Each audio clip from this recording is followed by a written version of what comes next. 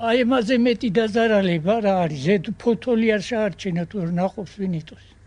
იყვნენ დასახმარებლად ან კომისია მოვიდა. არავინ. ან სოფლის რწმუნებული.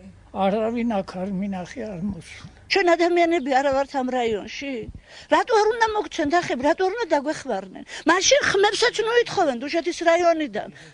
დაგვანებონ თავი არჩევნებს ნუ ჩაატარებენ ამ რაიონში და დაგვანებონ თავი რა. ჩემ ოჯახში არის 10 სული და ერთ ოჯახათა ვართ.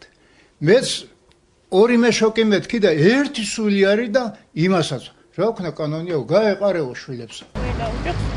ორი მეშოკი ქვილი 3 ლიტრა ზეთი და 10 კილო შაქარი. ძალიან დაგვაზარდა. სიტყვა იყო და სუგაგონატურა მოსავალი.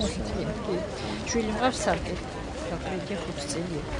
მაგრამ განაყრობის საბუთი არ აქვს და მაგის გულისხმობს. რატომ გთხოვენ განაყრობის საბუთს? საბუთი უნდა, ჩვენ საბუთი ხომ უნდა გქონდეს. რა ცალკე კომლად უნდა ეწერო ცალკე კომლად. მე რაც არის ესეთი საშუალება რომ რაღაცით უნდა დავამტკიცო, ვამტკიცე მამით განაყრობის ფურცელით. ეს კანონის ფარგლებით გათვალისწინებული. ყველაფერი აბსოლუტურად. თუ რაიმე პრეტენზიები ექნება, შეუძლიათ მიმართონ შესაბამის ორგანოებს თუნდაც.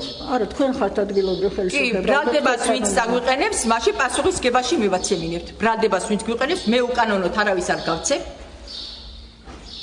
და მაშინ ბრალდებას ვინც კანონს მიმართავთ.